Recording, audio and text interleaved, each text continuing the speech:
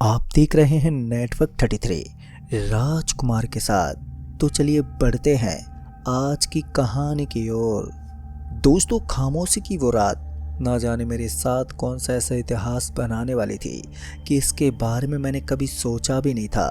मैं सूखे पत्तों को कुचलते हुए उस सड़क के ऊपर आगे बढ़ रहा था और जैसे जैसे मैं आगे बढ़ रहा था तो वैसे वैसे मेरी दिल की धड़कनें तेज होती जा रही थी। और उसकी वजह ये थी कि रात में छाया हुआ अंधेरा जिसके बीच में सन्नाटे ने मुझे अपनी गिरफ्त में ले लिया था। मैं आपको बताना चाहूँगा कि मैं आज अपनी मौसी के यहाँ आया हुआ था और अपनी मासी के यहाँ पर आने के बाद रात को मैं चिकन खाने के चक्कर में बाजार चला गया था। और बाजार से आते आते बीच रास्ते में मेरी बाइक ने मुझे इस तरह से धोखा दे दिया कि अब मैं पैदल इस सड़क के ऊपर चलता जा रहा था। हालांकि मैंने अपनी मौसी को ये बता दिया था कि मैं बाजार में किसी काम के लिए जा रहा हूँ, लेकिन मैंने अपनी मौसी को ये नहीं बताया कि मेरी बाइक खराब हो गई है और अब मैं पैदल पैदल ही रास्ते पर चल रहा हूँ। क्योंकि वो इलाका सुनसान होने के साथ साथ वो इतना ज़्यादा अजीब था कि यहाँ फ़ोन में नेटवर्क भी नहीं आता था। ऊपर से लोगों का ये भी मानना था कि इस रास्ते पर रात को तो लोग कम ही सफ़र तय करते हैं, पर मुझे नहीं मालूम इसके पीछे की वजह क्या थी। लेकिन दोस्तों, लोगों का कहना था कि ये रास्ता खतरों से भरा हुआ है। अभी मैं पैदल पैदल अपने कदम पटकते हुए थोड़ा आगे ही बढ़ रहा था कि पता नहीं भगवान ने किस अजूबे को उस रोड पर भेजा कि वो बाइक लेकर मेरे बगल में पहुंच गया। और सबसे ज़्यादा अच्छी बात तो ये थी कि उसने मेरे बगल में लाकर बाइक को रोक दिया, जैसे कि उसे मालूम हो कि मुझे लिफ्ट की बहुत ही ज़्यादा ज़रूरत है। दोस्तों, अब तक मेरे अंदर काफ़ी ज़्यादा खुशी उमड़ गई थी। मुझे यकीन हो गया था कि फाइनली अब मैं बहुत ही जल्दी अपनी मौसी के घर पहुंच जाऊंगा। मैंने अपनी बाइक को तो एक पेड़ के नीचे खड़ा कर दिया, लेकिन मुझे ये भी डर था कि कहीं उसे कोई उठाकर न ले जाए। लेकिन इतनी रात को वहाँ पर रुकना मेरे लिए सही भी नहीं था। ऐसे में मुझे वहाँ से जल्दी निकलकर अपने घर पर ही जाना था। मैंने यही बात उस बाइक वाले को बताई तो वो बाइक वाला बिना कुछ बोले मुझे बैठने का इशारा करने लगा। फिर मैं तुरंत ही उसकी बाइक पर सवार हो गया और उसकी बाइक पर सवार होने के बाद मुझे यही डर था कि कहीं ये बंदा मुझे किसी गलत जगह पर ना ले जाए, क्योंकि अक्सर इस तरह के रास्तों पर चोर या डाकू मिल जाते हैं।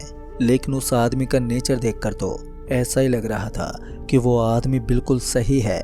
फिर थोड़ी देर तक बाइक चलाने के बाद उस आदमी ने मुझे एकदम से बोला, वैसे तुमने बताया नहीं कि आखिर तुम जा कहाँ रहे हो।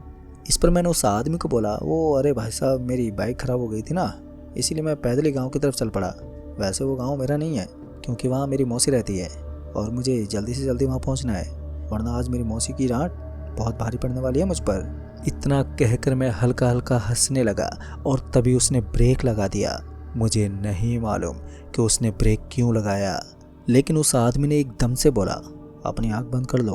उस आदमी की बात सुनकर मैं हैरान हो गया और अपनी आंख बंद करने की बजाय उस आदमी के सामने सवाल उठाने लगा। लेकिन मैं अपनी आंखें बंद क्यों करूं? इस पर उस आदमी ने बोला, मैं जितना बोल रहा हूं उतना करो, वरना वो सामने जो दिख रहा है ना, 1 मिनट के अंदर तुम्हें ख़त्म कर देगा। फिर जैसे मैंने सामने की तरफ देखा तो मैंने पाया कि एक बहुत ही भयानक सा दिखने वाला राक्षस जैसा कुछ प्राणी था, जिसके दांत बहुत ही लंबे लंबे थे और उसकी हाइट एक इंसान से 2 गुना ज़्यादा थी। उसके हाथों के नाखून काफ़ी लंबे थे। दोस्तों, सच कहूँ तो वो हमसे ज़्यादा दूरी पर नहीं था। ऐसे में मैंने तुरंत ही अपनी आंखों के सामने अपने हाथ दे लिए ताकि मैं उसे देख ना सकूं। पर मुझे समझ में नहीं आ रहा था कि मैं कहाँ पर फंस गया हूँ। अगर मैं पैदल चलता तो इस आदमी के साथ इस जगह पर नहीं फंसता। अभी मैं यही सोच रहा था कि तभी उस आदमी ने बोला, तुम अब अपनी आँख खोल सकते हो। जब मैंने अपनी आँख खोलकर इधर उधर देखा तो वो जगह एकदम साफ हो चुकी थी। सड़क एकदम सपाट पड़ी दिखाई पड़ रही थी। सड़क के ऊपर सूखे पत्ते अभी भी थे, लेकिन अच्छी बात ये थी कि अभी वहाँ पर मुझे वो भयानक सा शैतान नजर नहीं आ रहा था। सच कहूँ तो उस तरह का शैतान मैंने केवल फिल्म में ही देखा था, लेकिन आज जब मैंने उसे रियल लाइफ में देखा तो मेरी ज़िंदगी तबाही हो गई थी। पर अच्छी बात ये थी कि अब मैं खतरे से बाहर था। तभी मैंने उस आदमी से बोला, भाई साहब, क्या अभी भी हमारे सामने कोई इस तरह की मुसीबत आएगी? तो उस आदमी ने बोला, मुझे नहीं मालूम कि अब कौन सी मुसीबत हमारे सामने आएगी, लेकिन मैं तुम्हें एक बात अच्छे से बता देता हूँ कि ये रास्ता तब तक खतरों से भरा रहेगा जब तक तुम्हारा गांव नहीं आ जाता। यानी कि उस आदमी के कहने का मतलब साफ था कि जब तक हम इस रोड पर सफ़र तय करेंगे तब तक हमें अपने सामने कुछ इसी तरह के दृश्य नज़र आते रहेंगे। लेकिन अब मुझे आने वाले खतरे से पहले ही डर लगने लगा था। मुझे समझ में नहीं आ रहा था कि अब ऐसी स्थिति में मुझे क्या करना चाहिए। जिस तरह से मैं डरा हुआ था उस हिसाब से आने वाला खतरा मेरी जान ले सकता था। फिर मैंने उस आदमी से बोला, भाई साहब क्या बाइक को मैं चला सकता हूँ? तभी उस आदमी ने बोला, तुम्हारा दिमाग ख़राब तो नहीं है? तुम्हें पता भी है मैं इस रास्ते पर हर दिन सफ़र तय करता हूँ और हर बार इन खतरों से खेलता रहता हूँ। तुम तो आज पहली बार मेरे साथ बैठे हो। अगर तुम्हें मौत को बुलावा देना है तो तुम पैदल भी जा सकते हो। कहीं ना कहीं उस आदमी का कहने का मतलब यही था कि अगर मैं उस आदमी को छोड़कर यहाँ से अकेला सफ़र तय करने की कोशिश करूँगा तो शायद मैं पक्का बुरी तरह से फंस जाऊँगा। और जिस तरह से उस आदमी का अनुभव था उस हिसाब से मुझे ऐसा ही लग रहा था कि उस आदमी के साथ सफ़र करना ही मेरे लिए काफ़ी सही होगा। फिर ऐसे में मैंने उस आदमी से बोला, तो फिर भाई साहब अब थोड़ा तेज़ तेज़ बाइक को चलाइए ताकि आने वाला खतरा थोड़ा जल्दी टल सके। मेरी बात सुनकर उसने अपनी गर्दन हिलाई और बाइक को आगे बढ़ाने लगा। पर मुझे समझ में नहीं आ रहा था कि ऐसी स्थिति में मैं किस तरह का रिएक्शन दूं, क्योंकि आने वाली तबाही तो इतनी भयानक होने वाली थी कि कोई अपने सपने में भी उसके बारे में नहीं सोच सकता। जैसे जैसे बाइक आगे बढ़ती जा रही थी तो वैसे वैसे मेरी दिल की धड़कन और भी तेज हो रही थी। मुझे समझ में नहीं आ रहा था कि अब आखिर कौन सी बला मेरा इंतज़ार कर रही होगी। बस थोड़ी दूर आगे जाने के बाद पता नहीं क्यों वो बाइक झटका खाने लगी। ऐसा लग रहा था कि जिस तरह से मेरी बाइक झटका खाकर बंद हुई थी बिल्कुल उसी तरह से ये बाइक भी अब झटका खाकर एकदम से बंद पड़ जाएगी। मुझे समझ में नहीं आ रहा था कि अब क्या किया जाए। पर पता नहीं उस आदमी ने ऐसा कौन सा इलाज किया कि उसकी बाइक बंद होते होते फिर से स्टार्ट हो गई। शायद यही कला मेरी समझ से परे थी, वरना अब तक मैं भी अपनी बाइक के साथ होता। और अब मैं फिर से अपनी सांसों को संभाल रहा था। मेरे हाथ पर बुरी तरह से थर-थर कँप-कँपा गए थे और अब मैं इंतज़ार कर रहा था आने वाले खतरे का, क्योंकि बहुत ही जल्दी रफ्तार से चल रही ये बाइक किसी तूफान से टकराने वाली थी। क्योंकि इस सड़क के ऊपर कोई तूफान ना आए ऐसा तो हो ही नहीं सकता। बाइक अपनी पूरी रफ्तार के साथ सड़क पर भागी रही थी और उसी के साथ मेरा डर भी बढ़ता जा रहा था कि कहीं बाइक डिसकंट्रोल होकर बगल में ना गिर जाए। डर के मारे मेरे हाथ पैर भी कांप रहे थे। मैं बस अपने कांपते हुए शरीर के साथ इधर उधर देखे जा रहा था। तभी उस आदमी ने बोला, वो देखो सामने की ओर। फिर जैसे उसने सामने की ओर देखने का इशारा किया तो सामने की तरफ देखकर मेरी सांसें फिर से ऊपर नीचे होने लगी। पर इस बार का दृश्य पहले वाले से भी बहुत ही ज़्यादा भयानक और डरावना था। मैं देख सकता था कि वहाँ सर कटे हुए 3-4 लोग खड़े हुए दिखाई पड़ रहे थे और उन्होंने पूरी की पूरी सड़क को अपनी गिरफ्त में लिया हुआ था। ऊपर से मुझे अब इसी चीज़ का सबसे ज़्यादा डर लग रहा था कि जिस तरह से थोड़ी देर पहले बाइक ने झटका खाने शुरू किए थे, अगर बाइक फिर से दोबारा झटका खाना शुरू कर दे तो फिर हम दोनों यहीं बीच रास्ते में अटक जाएंगे और इन लोगों का शिकार बन जाएंगे। दोस्तों, डर से मेरी हालत ख़राब हो रही थी, लेकिन सबसे ज़्यादा अजीब बात ये थी कि उस आदमी को इस चीज़ से कोई फ़र्क ही नहीं पड़ा था। वो अभी भी बस अपनी बाइक को आगे भगाया जा रहा था। मुझे समझ में नहीं आ रहा था कि एक नॉर्मल आदमी इस तरह बिना खौफ खाए ड्राइविंग कैसे कर सकता है, क्योंकि उसे इस चीज़ से कोई फ़र्क ही नहीं पड़ा था। वो बहुत ही रिलैक्स होकर बाइक चला रहा था, जैसे कि ये सब उसके परम मित्र हो। फिर इसी बीच मैंने उस आदमी की तरफ देखते बोला, भाई साहब आप इतना रिलैक्स होकर इन हैवानों के बीच में बाइक कैसे चला लेते हैं? मेरी बात सुनकर वो आदमी एक बार के लिए हंसा और फिर उसने बोला, ये बहुत ही लंबी कहानी है, ये मैं तुम्हें बाद में बताऊंगा, पहले मुझे इन मुसीबत से तो पेश आने दो। उसकी बात सुनकर मैंने भी हामी भरी। फिर उस आदमी ने उन सरकटे लोगों के बगल से अपनी बाइक को निकाल दिया। उसकी ड्राइविंग सच में बहुत ही तगड़ी थी। ऐसा लग रहा था कि बंदा पहले से काफ़ी अच्छी राइडिंग जानता है, लेकिन अभी तो खतरों का खेल शुरू हुआ था जो दहशत से भरा हुआ था। वो मेरा और उस शख्स का इंतज़ार कर रहे थे। मैं अभी पीछे मुड़कर देखने के फिराक में था कि तभी उस आदमी ने मुझे एकदम से बोला, अगर तुमने गलती से भी पीछे पलट कर देख लिया तो फिर उसका अंजाम बहुत भयानक होगा, इसलिए गलती से पीछे मुड़कर मत देख लेना। यहाँ तक कि बाइक के कांच में भी ये मत देख लेना कि पीछे की ओर तुम्हें क्या नज़र आता है, क्योंकि वो काली ताकत अक्सर यही चाहती हैं कि तुम पीछे मुड़कर देखो, फिर उसके बाद वो तुम्हारा पीछा करने लग जाएंगी। उसकी बात सुनकर मैंने अपना ध्यान बिल्कुल सड़क के ऊपर केंद्रित किया और उन सूखे पत्तों की तरफ देखने लगा जो सड़क के ऊपर आकर बाइक के नीचे दबते जा रहे थे। उनकी आवाज़ से एक अजीब सा डर पैदा हो रहा था। फिर थोड़ी दूर और आगे जाने के बाद उस आदमी ने बाइक की रफ्तार को कम कर दिया।